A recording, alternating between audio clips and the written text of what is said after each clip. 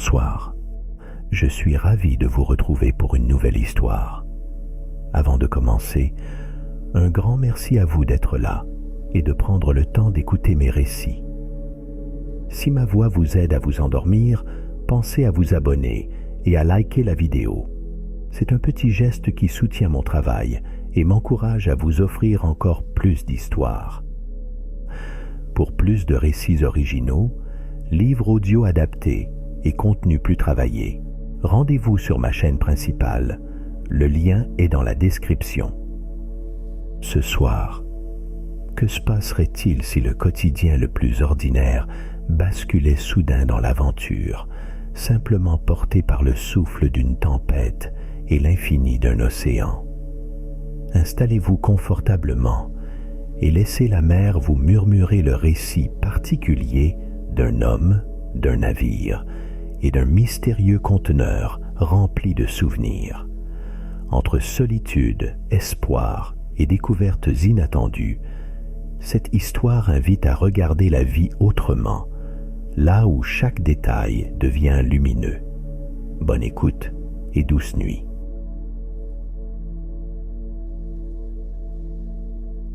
Louis se tenait sur le pont arrière du Loretta, scrutant à travers la rambarde de vieux métal le sillage que creusait l'immense navire dans la nuit incertaine.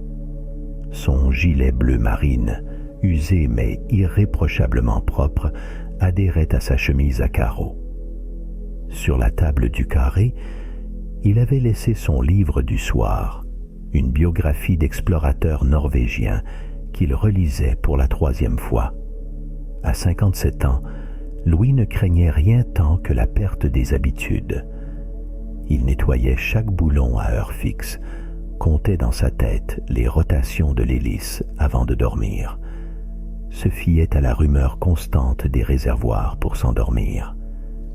La routine, c'était l'enveloppe rassurante de ses jours. Mais ce soir, sous la lumière maigre des projecteurs, quelque chose se rétractait en lui. La mer n'était plus simplement cette surface stable et répétitive. Elle bouillait, s'arc-boutait contre la coque comme si elle cherchait à dénouer le cours régulier de ses pensées. Les efforts du capitaine résonnaient à la radio. Une voix ferme ponctuait de courts ordres, troublant la discipline paisible du navire. Poste de manœuvre. Prévoyez renforcement à bâbord. Préparez-vous à la houle. Louis inspira lentement, empli du sel venu du large. Il se pencha pour voir sous le croissant pâle de la lune la surface froissée, presque sauvage. L'horizon se rétrécissait, avalé par des nuages d'encre. Son cœur battait plus vite, partagé entre une prudence instinctive et une nervosité qu'il avait toujours connue à l'approche du mauvais temps. Il pensait à la cale pleine de conteneurs anonymes et parfois à la vie inventée pour leur contenu. Un jeu solitaire pour digérer les heures perdues entre deux ports. Des éclairs proches, suivis de grondements élastiques, ouvrirent la nuit comme un rideau. L'équipage courait sur le pont, resserrait les élingues, vérifiait les instruments greffés par la modernité sur la passerelle. Louis croisa le cuisinier, un jeune Turc nommé Émir, l'air crispé. « Ils disent que ça va être court mais raide », chuchota Émir, une poêle serrée contre sa poitrine. « Tout tient, tu sais », répondit Louis en haussant les épaules, sans vraiment y croire. Au bout de 30 ans sur l'eau, il avait appris que chaque tempête coupait le monde en deux. Ceux que la peur dompte, ceux qui se laissent porter. La pluie jaillit brutalement, fouettant les tôles. Une vague fit tanguer le Loretta avec une brutalité adolescente. La vapeur blanche et salée enveloppa le pont. Les sirènes de l'alarme éclatèrent. Louis courut à sa cabine, chercha sa radio, fixa le hublot déformé par l'obscurité liquide. Derrière la vitre, les éclairs découpaient une mosaïque de montagnes d'eau. Un grondement sourd secoua la structure, le plancher frémit comme sous la pression d'une main géante. « Vous allez tous rentrer au port », pensa-t-il en serrant son gilet. Mais l'ordre du monde semblait s'inverser mot par mot. L'allure du navire, la confiance des voix voisines, tout se fendillait. La porte de sa cabine battit, le vent hurlait par fragments. Sur la passerelle, les cris traversaient la tempête. « Attention à tribord, conteneur décroché !» La lumière s'éteignit, puis revint, bleutée, presque timide. Louis sentit la peur se faufiler entre ses côtes. L'immense Loretta n'était plus qu'une coque agitée, un jouet fragile écartelé entre le ciel et les gouffres. Le capitaine ordonna « Tout le monde aux abris, tenue de survie !» Louis paniqua trop brièvement pour s'y attarder, consacrant toute son énergie à rester debout, à fixer les gestes appris depuis 3 décennies. Il se raccrocha à la rambarde, scrutant à travers la pluie furieuse les silhouettes qui couraient vers les canaux. Un râle métallique résonna dans la cale. Un conteneur glissa, heurta la paroi, laissa jaillir un cri effrayant, à mi-chemin entre humaine et matériel. Louis tenta d'atteindre la zone d'évacuation. Ses chaussures glissaient sur le métal détrempé. Des visages défilaient, hurlant, déformés par l'angle du vent. Il pensa étrangement à la douceur de la routine, au soir paisible, à la lenteur du temps s'étirant sur la mer vaste. Les lumières clignotèrent une dernière fois, puis tout bascula. Le ciel était pâle quand Louis rouvrit les yeux, la gorge sèche, les bras accrochés à la surface rugueuse de la caisse flottante. Son corps engourdi semblait n'être qu'un prolongement du plastique granuleux du conteneur numéro 114, la seule balise solide dans un univers d'eau terne et d'écume fatiguée. Il n'avait aucun souvenir net de la façon dont il s'en était approché, ni d'avoir nagé, ni d'une main secourable, rien que les images rompues par l'eau glacée, le tonnerre et la panique. Il se redressa lentement, ignorant les crampes. La mer l'enveloppait d'un silence presque surnaturel. Il n'y avait plus la rumeur familière des moteurs, ni la voix lancinante de la radio, ni même de cris. À perte de vue, rien qu'une plaine liquide ornée de crêtes minuscules, et au loin le galop timide d'une brume qui floutait l'horizon. Louis tourna la tête, espérant apercevoir un radeau, une silhouette, une trace de lumière ou d'agitation humaine. Rien. À cet instant, il sut qu'il était seul.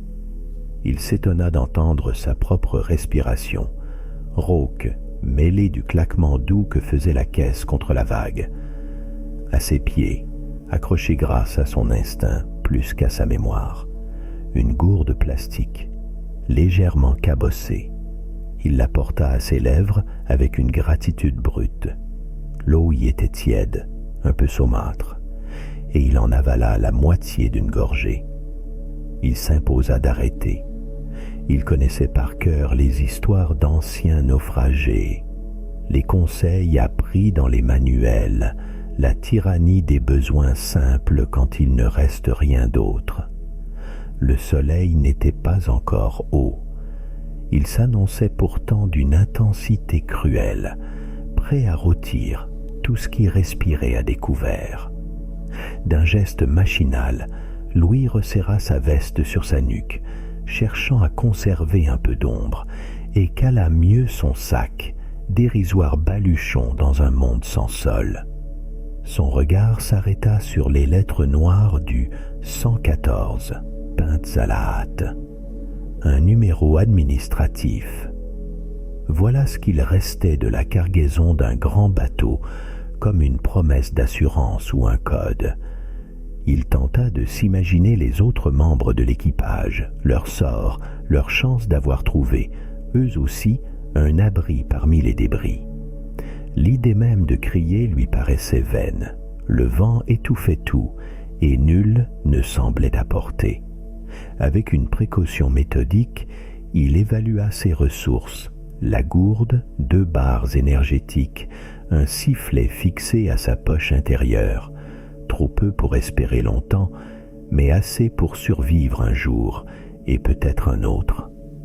Les premières vagues du matin évoquaient le rythme d'une respiration géante. Il observa, fasciné malgré lui, les motifs répétitifs que dessinait la lumière sur le flanc du conteneur. À mesure que le soleil montait, l'eau devenait un miroir éblouissant qui lui renvoyait son propre visage défait, croûté de sel, les pommettes battues par la nuit. Il parla tout bas pour briser le silence. « On va t'appeler le 114.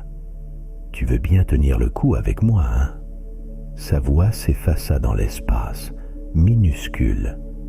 La peur se montrait seulement par à-coups, jamais franchement.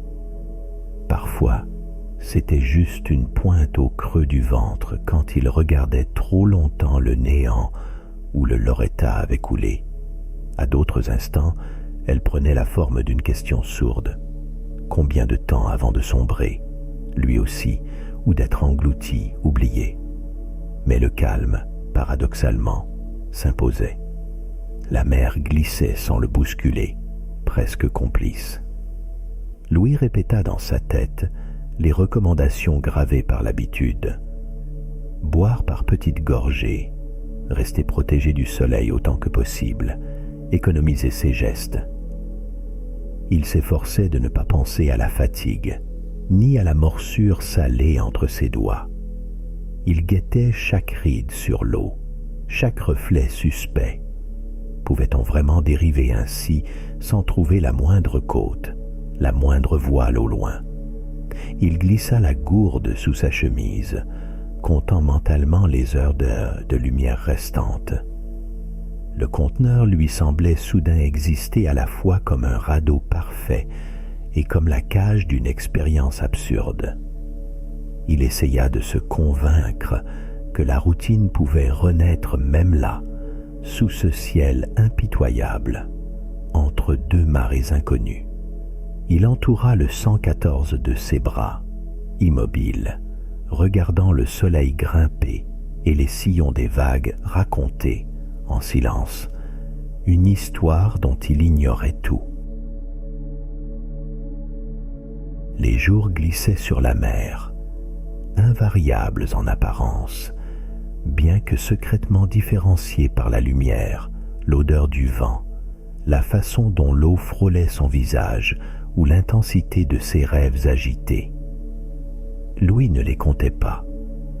Il les accueillait par la routine muette de gestes réduits à l'essentiel, la bouche sèche priant pour un nuage, la chemise rabattue sur la tête, la gourde contre le ventre, les yeux mi-clos pour économiser toute étincelle d'énergie. Il s'était surpris, dès le premier crépuscule, à parler seul. Au début, c'était presque une prière. « Eh, le 114, tu crois qu'on file vers l'Indonésie, toi ?» Puis, la voix avait trouvé un interlocuteur plus solide. Il imagina une compagne invisible, surnommée Mariette, apparue sans raison un matin où la brise caressait ses tempes. À Mariette, il expliqua le silence étrange, les reflets, ses souvenirs de ports saturés de camions, les arômes saturés d'huile et d'échalotes qui lui venaient par bouffées. « Regarde, Mariette, le soleil va encore cogner aujourd'hui.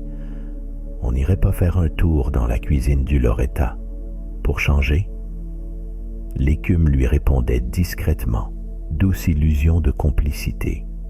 Il surveillait chaque nuage à l'horizon. Parfois, il croyait déceler la silhouette d'un goéland, rêvant d'un signe de rive, mais l'oiseau s'évanouissait dans la clarté où révélait sa vraie nature, simple déchirure dans la brume légère. Rien n'apparaissait vraiment sous ses yeux, sauf les riens fidèles, la trace d'un poisson fuyard, le tournoiement d'une mousse et la lenteur majestueuse du conteneur, fidèle radeau docile à sa dérive. Il n'attendait pas, il guettait. Le jour chauffait sans répit, et la nuit, enfin, délivrait une fraîcheur qui lui faisait presque regretter la fournaise. Couché à plat ventre sur la caisse, la joue collée au plastique, Louis écoutait sa respiration, lente, régulière, comme s'il s'enseignait à lui-même cette paix difficile.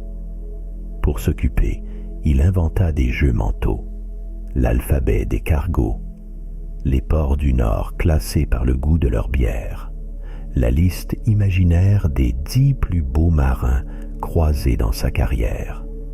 Il s'autorisait par moments à replonger dans le souvenir. Les années de départ, la première aventure traversée à 20 ans, la naissance du fils unique dont il n'osait plus, désormais, prononcer le nom.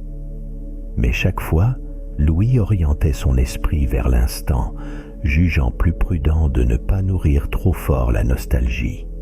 Il préférait la présence rassurante des choses petites, la sensation du sel à ses commissures, l'appui stable du 114, le cercle limité d'un univers flottant.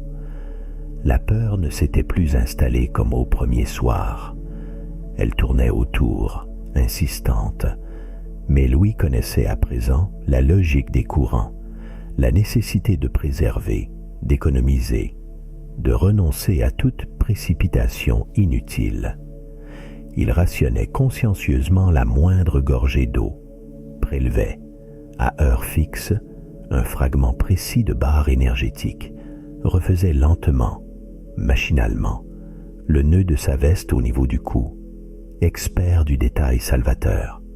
Un soir de pleine lune très pâle, il remercia à haute voix Mariette et le 114 de leur fidélité.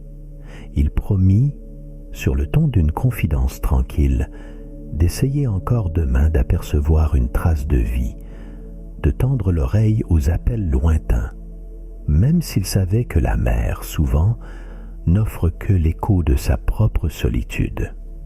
Plus tard, alors que le ciel se recouvrait d'une pellicule de brume, Louis se recroquevilla sur le conteneur, bercé par le roulis. Sa bouche murmurait des mots sans suite, fragments de berceuse, invitation à résister et à attendre, sans impatience ni terreur, le mouvement lent des jours sur la mer. Un grondement sourd réveilla Louis en sursaut. Encore enveloppé d'un limon cotonneux de demi-sommeil, il crut d'abord que la mer, rusée, tentait un nouvel assaut. Mais le conteneur vibra cette fois d'un choc sec, trop constant pour venir d'une vague. Le ciel, traversé de bandes grises, distinctement plus pâles sur la droite, filtrait une lumière laiteuse. Coupé du monde, Louis dressa l'oreille. Pas de sirène, pas de voix humaine. Sous sa paume, la tôle se refroidissait à la verticale, comme si l'arche s'était immobilisée. Il s'efforça de détailler ce qu'il ressentait, une jubilation sourde, vite freinée par une appréhension difficile à définir. Aucune illusion, il n'avait pas retrouvé le Loretta. Mais l'humidité ambiante couvait une promesse, et l'inertie neuve du sol laissait entendre que le 114 ne tanguait plus. Il tenta à voix basse. « Mariette, écoute ça, on dirait la terre ?» Ses doigts, engourdis par le froid, peinaient à dessiner la fissure entre deux tôles de la caisse. Il se traîna jusqu'au coin, roula sur ses genoux, tâtonnant le rebord. Une odeur piquante, végétale, s'infiltrait déjà par les interstices. Un bonheur sans nom, fragile, traversa brièvement son esprit. L'odeur insistante des plantes, l'infinie variété du vivant qui se pressait là, trop dense encore pour qu'il l'identifie. Son corps, relâché, ne suivait pas la course affolée de son esprit. Louis haletait, forcé à la lenteur. Le premier pied dehors, il sentit la terre, meuble et tiède sous son poids. La brume couvrait tout. Le moindre déplacement ouvrait dans l'air un sillon de gouttelettes. À peine debout, il faillit chavirer de fatigue. Il posa la main sur le conteneur pour ne pas choir, puis, mètre par mètre, descendit le long de la paroi, s'accrochant aux angles avant de sauter dans les herbes humides. Son cœur battait si fort qu'il se sentit essoufflé. Devant lui, la jungle se pressait, surréelle, palmes hérissées, pommes de pin difformes, panaches dorés jaillis de buissons inconnus. Rien du maquis méditerranéen. Rien de ces forêts d'Ostende dont il se souvenait, gamin. Des feuillages épais, une exubérance étrangère d'odeurs poivrées et de senteurs d'écorce. Louis écouta longuement. Pas de moteur ni de voix, juste des sifflements étranges et le tam-tam discret d'insectes. Il perçut d'abord, très loin, le cri isolé d'un oiseau, hallucination d'un piaillement, puis un froissement apaisant, celui de petites bêtes à l'œuvre sur la mousse. Une larme tiède lui monta à l'œil. Il n'avait jamais aimé le grand air, mais ce chaos vivant, cette invitation à l'exploration le plongeait dans une intensité pudique. Il s'adressa tout bas à Mariette, gêné de ses propres mots. On dirait un jardin pour géants, tu trouves pas? Je te jure, j'ai jamais rien vu d'aussi dense. Le conteneur posé de guingois, il fit quelques pas chancelants, s'étonnant de la résistance souple du sol sous ses pieds nus. Ses orteils s'enfonçaient dans un lit de feuilles, douces, spongieuses. Il calma ses gestes pour savourer l'instant. La lumière, filtrée par la brume et les ramures, dessinait des rayures mouvantes. Chaque détail, chaque son, le fixait dans l'instant présent.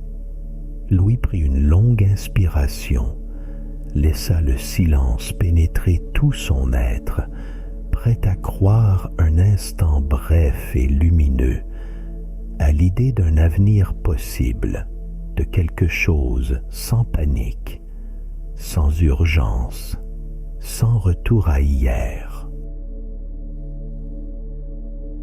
La brume s'effilochait lentement autour de lui, révélant peu à peu le pourtour familier du conteneur 114. Louis, encore étourdi par ce qu'il venait de vivre, hésita un instant. Peut-être s'attendait-il à ce que la réalité change, que l'objet massif sur lequel il avait dérivé disparaisse dans ce décor irréel. Sa main parcourut la tôle froide, puis il entreprit d'inspecter la porte latérale, là où la serrure pendait, oxydée de sel. Il examina longtemps la serrure, cherchant la parade. Ses doigts, tremblants, effleurèrent les aspérités de la rouille, puis il entreprit de forcer la petite serrure en s'aidant d'un galet pointu trouvé dans l'herbe humide. Ce geste lui parut ridicule. Il lâcha un rire discret, puis murmura « La sécurité des Morel devait valoir plus qu'un galet. » Mais son obstination fut récompensée. Après de longues minutes ponctuées de jurons étouffés et de silences pesants, la serrure céda, grinçant comme si elle se libérait d'un cauchemar. Louis écarta la lourde porte avec précaution, redoutant presque de dévoiler ce que contenait la caisse. L'air vicié du conteneur exhala un parfum d'enfance oublié, tiède, mêlé à la poussière des cartons et des souvenirs. Il s'arrêta à la frontière de l'obscurité, laissant ses yeux s'habituer à la pénombre qui emplissait cet espace rectangulaire, oppressant et fascinant. Au centre, une forteresse de carton s'élevait, calligraphiée d'une écriture régulière. Salon, livres, Jules, jeux, vêtements Marceline, cuisine. Il devina, même sous la crasse et le tumulte du voyage, la tentative touchante d'une famille pour conserver l'ordre du monde dans une traversée radicale. Une chaise, démontée, dépassait entre deux caisses. Un bout de tissu rayé pendait. Des hêtres miniatures, fragmentés, entassés avec soin. Il s'autorisa à effleurer du bout des doigts une étiquette usée, brunie par le temps et l'humidité. Morel était écrit partout, comme une incantation protectrice.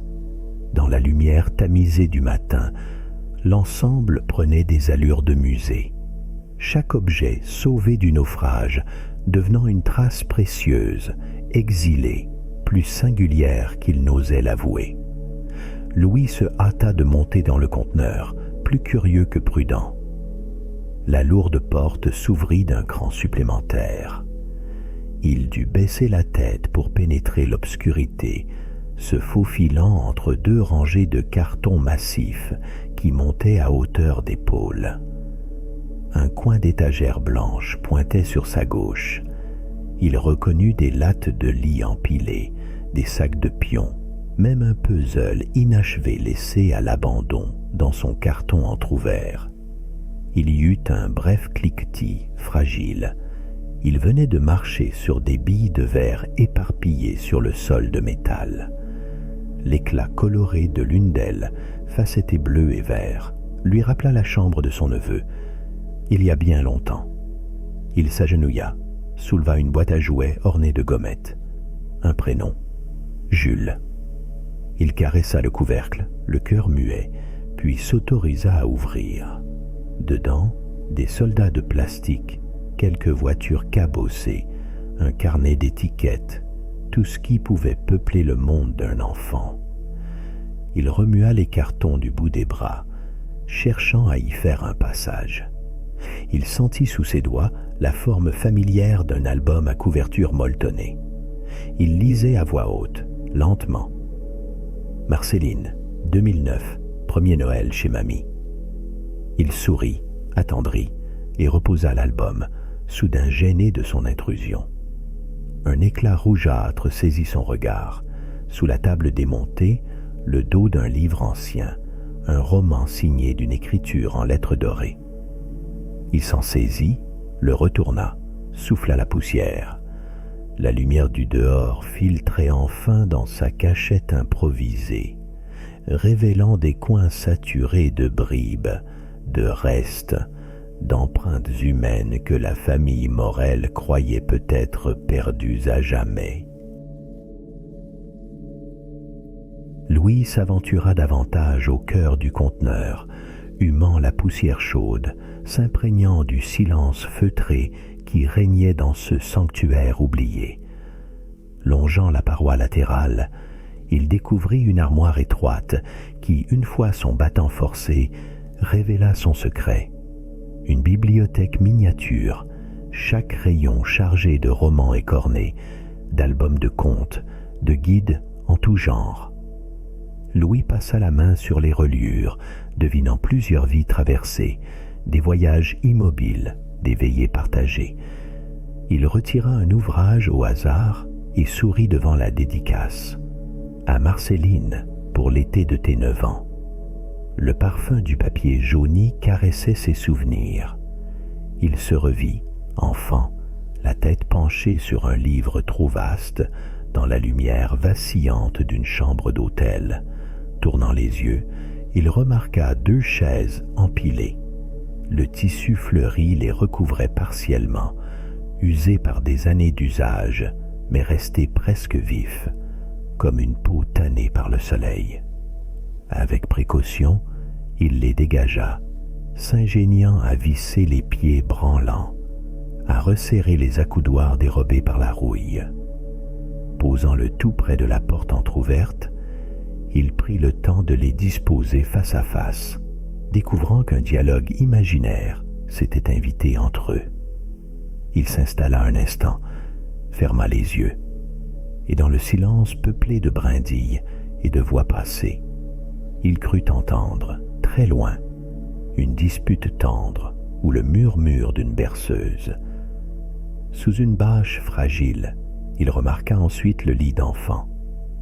Les barreaux peints à la main portaient encore les traces d'un bleu céleste, écaillé. Un mobile de papillon dormait au fond, emmêlant ses ficelles à une chaussette minuscule. Louis entreprit d'aménager l'espace. Il poussa les cartons, réunit le matelas roulé et les draps ornés de formes enfantines, un soleil au sourire maladroit, des oiseaux naïfs et heureux. Il posa la couverture sur le lit, secoua les oreillers et redressa la tête de lit avec un soin presque solennel, réminiscence d'un autre temps, d'un fils qui n'avait jamais survécu, d'une tendresse qu'il tenait dissimulée.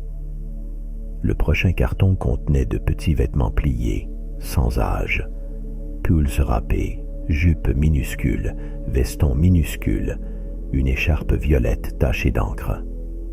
Louis caressa la laine, hésitant à s'incruster trop loin dans cette intimité.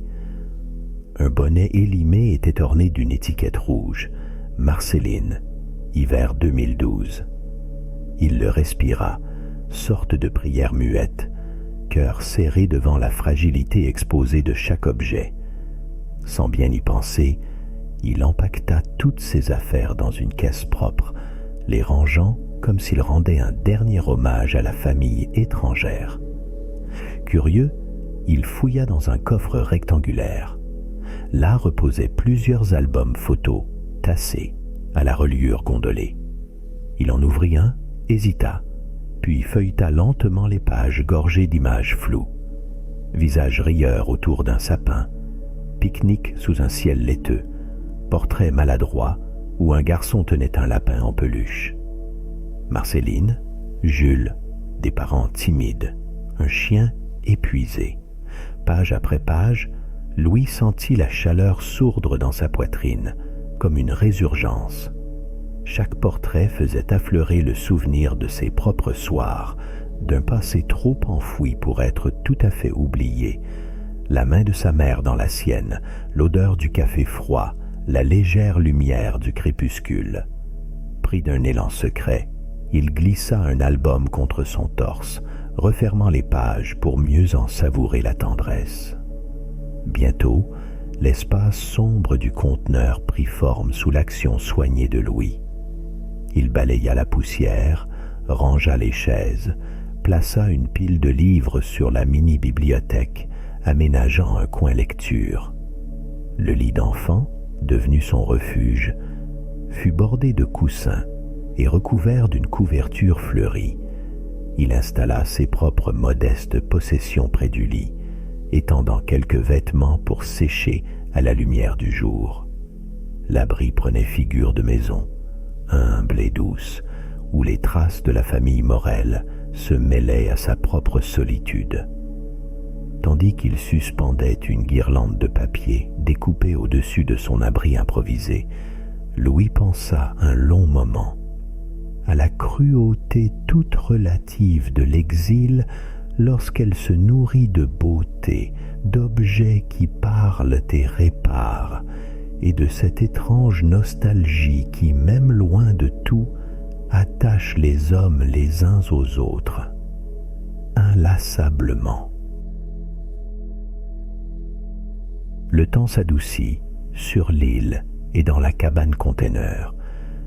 L'air du matin, moins tranchant, entoure Louis d'une chaleur feutrée. Il ouvre une à une les portes du petit abri, laisse entrer la lumière, puis entreprend de réorganiser l'espace.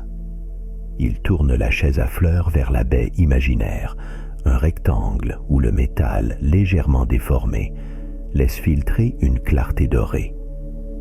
Près de cette pseudo-fenêtre, il place la pile de livres, choisis la veille. Il avance le petit lit contre le mur, glisse la couverture fleurie sous son bras, ajuste le coussin pour inviter le sommeil.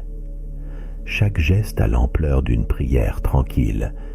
Il arrange, déplace, tente de faire chanter l'harmonie dans cette pièce faite pour d'autres, en un autre temps.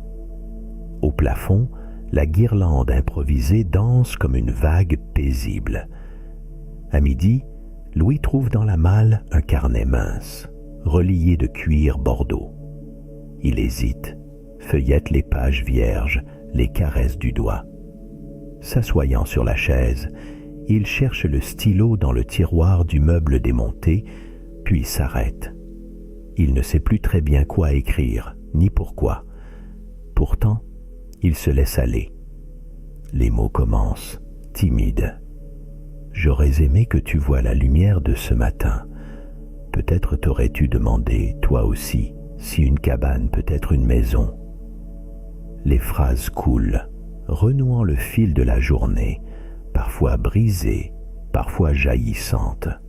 Bientôt, elles tracent des souvenirs, des questions, le rythme apaisant de la solitude assumée. L'après-midi, il part explorer l'île, arpentant la lisière des arbres au feuillage lustré. Sous ses pas, les aiguilles de pin s'enfoncent mollement. Des éclats de bourgeons exhalent une odeur poivrée et sucrée. Il cueille un bouquet d'herbes hautes pour parfumer l'abri, glisse 2 cailloux blancs dans sa poche. Leur rondeur lui rappelle, sans raison, les billes de son enfance. Il découvre plus loin une clairière bardée de fougères. S'y asseoir lui donne le sentiment, étrange, d'être à la fois exilé et accueilli. Allongé dans l'herbe, Louis observe longuement des insectes minuscules. Il écoute leur bourdonnement obstiné, contemple la lenteur du ciel qui tourne, sans hâte, au-dessus de l'île. Il ferme les yeux, se surprend à dormir. À son réveil, la lumière a changé. Il revient vers la cabane, déposant les herbes fraîches dans une bassine ébréchée. Il refait son lit soigneusement, tapissant le matelas d'aiguilles de pin pour le moelleux. Par jeu, il place un jouet d'enfant, un camion de plastique fatigué, sur sa table de chevet, soignant l'illusion d'un foyer retrouvé, fût-il enfantin. Le soir venu, il s'assied contre le mur du conteneur, carnet sur les genoux. Il y consigne les détails du jour. Un cruchement d'oiseaux, l'odeur de l'écorce humide, la trajectoire lente d'une colonne de fourmis. Ses mots oscillent entre lucidité et rêverie. Rien d'extraordinaire, mais tout m'étonne, note-t-il. Puis il sourit en voyant sa propre écriture trembler de contentement. Il entreprend d'entretenir le mobilier, lustre la table d'un chiffon, refixe une latte du petit lit, accumule sous une bâche les cartons inutiles. Chaque soin, aussi modeste soit-il, élargit la paix du lieu. La cabane conteneur devient un cocon. Il y circule l'air doux, les livres, la trace fantomatique des morels et le silence choisi. Un soir, alors que la nuit enveloppe les arbres de reflets laiteux, Louis s'allonge sous la couverture fleurie et pose le carnet près de lui. Il écoute la respiration du vent contre la tôle, cueille un frisson de bonheur naïf. Demain, il l'écrit au stylo bleu. Il ira découvrir ce qui se cache derrière le promontoire de pierre blanche, là où les oiseaux semblent disparaître. L'aube s'était levée aussi nette qu'une feuille neuve. La brume de la nuit s'était évaporée, laissant à Louis un paysage affranchi de doute, lavé de toute hésitation. Il posa un pied dans le sable encore frais, le carnet serré sous le bras, et leva les yeux vers la mer. L'horizon semblait lisse, vaste et presque irréel. Puis son regard s'attarda sur un point minuscule, bien plus loin que la crête argentée des vagues. Là-bas, une silhouette noire, effilée, brava la monotonie du bleu. Il resta figé, les muscles tendus, le souffle suspendu. Était-ce une illusion? Pourtant, à mesure que la lumière grandissait, la forme se confirmait. Un cargo, lent, imperturbable, crevait le monde parfait de solitude qu'il croyait définitif. Louis sentit une chaleur soudaine dans la poitrine, mêlée d'une panique diffuse. Il était question d'aller vite, mais il découvrit que ses gestes étaient lents, bâclés par l'émotion. Il remonta en courant vers la cabane improvisée, fouilla parmi la pile de vêtements. Il se saisit d'un drap trop large, fleuri de bleu et de jaune, un vestige de la famille Morel, devenu maintenant son porte-voix. Il se surprit à crier, à rire presque, en extirpant l'objet de la malle. Il dégringola la dune, drap serré contre lui, trébucha sur une racine, mais se releva aussitôt, insensible à la douleur. Arrivé sur la plage, il déroula le tissu le plus haut possible sur un grand bâton poli, solidement planté dans le sable humide. Le vent matiné fit claquer la couleur contre la lumière. Il se permit quelques secondes pour croire que ce bleu et ce jaune se verraient de l'autre côté du monde. Il se mit à agiter les bras, convulsivement, les mains ouvertes, à s'époumoner vers la mer. « Ici, je suis là. » La nervosité flamba dans ses muscles. Il se mit à rassembler, dans une frénésie précise, tout ce qui pouvait brûler. Une palette abandonnée, des branchages, un morceau de vieux carton. Le tout s'amoncela au pied du promontoire qu'il avait repéré la veille. Il trouva dans la trousse à outils un briquet rescapé. L'étincelle mit du temps à venir, mais la flamme, minuscule, grandit bientôt, léchant le bois, puis s'emparant d'une colonne de fumée droite et grise portée par le vent doux de l'aube. Louis, haletant, s'éloigna, se plaça derrière le brasier improvisé, drap agité d'une main, bras levé de l'autre. Le cargo restait une ébauche sur la ligne d'horizon, s'égrenant lentement, lourdement, intouchable. Les minutes paraissaient des heures. Le cri de sa présence se perdait un peu dans la magie matinale. Il continuait pourtant jusqu'à sentir un étourdissement étrange. Il eut l'impression de crier depuis le centre du monde, d'être à la fois visible et invisible, minuscule et immense. À chaque oscillation du drap, il imaginait la vie tapie à bord de ce géant d'acier, matelot encore endormi, cuisinier en tablier, radio grésillante, radar bipant doucement dans la lumière. Il se surprit à adresser une prière muette à tous ces étrangers anonymes. « Regardez ici, juste un instant. » Louis agrippa le drap plus fort. Le vent tordit la fumée, éparpilla les couleurs. Le feu crépitait, ses bras frémissaient, sa voix s'éraillait. Toujours, il relançait cet appel maigre à la surface du monde. Tendu vers l'immensité, les yeux rivés sur la silhouette qui tangue au loin, il attend. Le navire approchait lentement, son flanc sombre dévoilant peu à peu la proue décorée de lettres blanches. Louis n'osait pas y croire. La réalité se déployait devant lui, étonnamment précise, comme si l'univers, capricieux, avait décidément choisi de lui sourire. Il abandonna le drap, fit un pas dans l'eau, le cœur battant à l'idée d'être observé par des yeux inconnus au loin. Sur le pont du cargo, 3 silhouettes s'agitèrent, petites et lointaines. Un signal lumineux jaillit, lancé à intervalles réguliers. Louis, abasourdi, mit un temps à comprendre. Il venait d'être vu. Il agita le bras plus haut, tout entier envahi d'une gratitude fébrile, puis le feulement d'un moteur se fit entendre.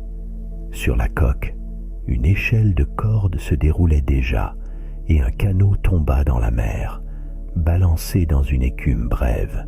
« Bonjour, monsieur », lança une voix en espagnol qui résonna sur l'eau, claire et vivante. 2 hommes se tenaient debout dans la barque. Le premier, corpulent, arborait des yeux pétillants et une barbe bien taillée. Le second, bien plus jeune, maniait la rame avec une sorte de grâce maladroite. En s'approchant, ils ralentirent. Le barbu leva une main amicale, large, ouverte. Le canot toucha la plage en douceur.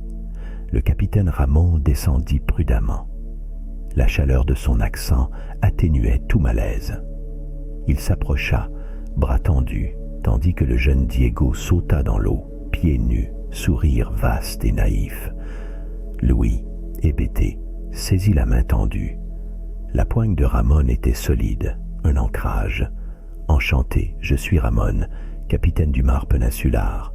Lui, c'est Diego, toujours premier à l'eau. Ramon scruta Louis, comme on évalue une longue histoire, puis observa la cabane improvisée, le feu mourant, les vestiges de vie autour. Il sembla comprendre, sans poser encore de questions. Diego ramassa le drap encore humide, le plia soigneusement, puis s'approcha de Louis, lui adressant un clin d'œil complice. « On vous a vu de loin, Seigneur. Sans ceux bleus, nous serions passés tout droit. » Il gratifia Louis d'un pouce levé, presque enfantin. Louis hocha la tête, partagé entre le soulagement et la stupeur. Il sentit la chaleur du soleil revenue sur sa nuque et celle, plus dense, d'une bienveillance rare le cerner, pénétrer sa fatigue. Ramon posa une main amicale sur son épaule. « Racontez-nous, demanda-t-il doucement, comment êtes-vous arrivé ici ?» Alors, sur la plage marquée de ces objets échoués, Louis prit une longue inspiration. Les mots jaillirent, d'abord hésitants, puis plus sûrs. Il raconta la nuit de tempête, la clameur du vent, le conteneur 114, l'attente, la faim, la fatigue et la lumière nouvelle qui l'avait guidé chaque matin. Il parla de la famille Morel, de ses albums feuilletés, des jouets égarés, du refuge construit, du silence brisé par les rêves épistolaires. Ramon l'écouta sans jamais l'interrompre, les yeux brillants d'une émotion retenue. Diego s'assit à même le sable, jambes croisées, les bras autour des genoux, fasciné par chaque détail du récit. Un silence flottant suivit, ponctué seulement par le ressac discret des vagues. « Vous êtes en sécurité maintenant », souffla Ramon avec une douceur naturelle. « Vous rentrez avec nous. Ce que vous portez mérite du repos et quelques bons repas aussi, » ajouta-t-il dans un sourire large. Il tourna la tête vers le canot, fit un signe bref à Diego. « Nous allons vous ramener, Seigneur Louis, » déclara Diego dans un français hésitant, mais d'une clarté touchante. « Vous êtes des nôtres, maintenant. » Sans plus attendre, Ramon invita Louis à monter dans le canot. D'une main, il l'aida à s'installer, veillant à ce qu'il ne glisse pas. Diego installa le drap précieux sous ses jambes, geste délicat, puis saisit les rames, prêt à rejoindre le navire. Ramon regarda une dernière fois la cabane, hocha la tête d'un air entendu et se tourna vers l'horizon. Le trajet vers le cargo ne dura que quelques poignées de minutes, mais Louis le trouva suspendu, irréel. Le canot glissait, moteur ronronnant, et la petite île s'estompait déjà, la cabane devenue simple tache claire dans la verdure. Diego observait la silhouette au loin, puis ramena son regard vers Louis, son jeune visage ouvert à la simplicité des miracles. À mesure qu'ils approchaient du Mare Peninsular, le pont se remplissait d'hommes qui, discrètement, observaient ce passager inattendu. Ramon, d'un ton doux, lui expliqua les usages. Ici, l'on partage le pain, les histoires et les silences. Chacun de nous vient d'un port, d'une traversée. Personne ne se ressemble, chacun porte en lui quelque chose de la mer. Le bruit du moteur s'effaça dans la clameur tranquille des cordages et le claquement des chaussures sur le métal. 3 marins tirèrent doucement le canot et une échelle fut déployée. Diego, agile, grimpa le premier pour l'aider depuis la rambarde. Ramon guida Louis, le soutenant. patient face à la fatigue qui le freinait. À ce contact, Louis éprouva la certitude, rare d'être attendu. On le porta presque sur le pont, au centre d'un cercle de regards, ni curieux, ni despotique, simplement présent, vigilant. Ramon, esquissant un signe large, adressa quelques mots en espagnol à l'équipage. « Voici Louis, naufragé, mais chez nous désormais. » Un murmure approbateur, des mains levées en guise de salut, cette fraternité maritime qui efface vite l'étranger. Diego entraîna Louis à la table du carré, où l'on servait déjà du café et des fruits. Il était difficile de parler, mais plus nécessaire, à peine. La chaleur, la force brute du goût du sucre, la sensation d'une chaise stable, cela racontait tout. Autour de lui, les échanges reprenaient, animés, tissant une toile rassurante. Bientôt, Ramon revint s'asseoir à ses côtés. Il murmura presque en confidence. « La mer décide parfois de ce qu'il reste à sauver. Vous êtes avec nous. Reposez-vous. » La route du cargo contournait désormais toute notion de destination pressée. On s'adapta. On prit le temps de la dérive, le capitaine expliquant qu'il ferait une large boucle vers le nord, escortant Louis jusqu'aux eaux sûres. Le navire devint havre, microcosme, où le silence n'était plus crainte mais remerciement. Louis, allongé dans une cabine propre, fenêtre entr'ouverte vers la mer, ne dormit pas tout de suite. Il écouta les cliquetis, perçut la rumeur des hommes, sentit à chaque respiration l'espace du monde s'élargir doucement. Une gratitude liquide montait, paisible, ancrée dans l'instant présent. Lorsque la fatigue l'emporta, il se laissa porter par le roulis rassurant. L'île, le conteneur, les fragments de la famille Morel ne disparaissaient pas. Ils dansaient, là, entre deux ports, portés avec lui comme promesse de recommencement. Sur la mer endormie, le mare peninsular poursuivit lentement sa veillée fraternelle. Rien ne pressait plus. Un homme revenait vers le monde, accueilli à bras ouverts. Louis ferma les yeux et comprit enfin quelque chose, ici, ressemblait à la paix. J'espère que cette histoire vous a plu. Si c'est le cas, n'hésitez pas à vous abonner et à liker la vidéo. Je vous invite une fois de plus à rejoindre ma chaîne principale, où la narration, la prononciation et les histoires sont plus travaillées. Vous y trouverez des compilations, des livres audio et des récits plus originaux. Sur ces mots, je vous souhaite une bonne nuit et de merveilleux songes.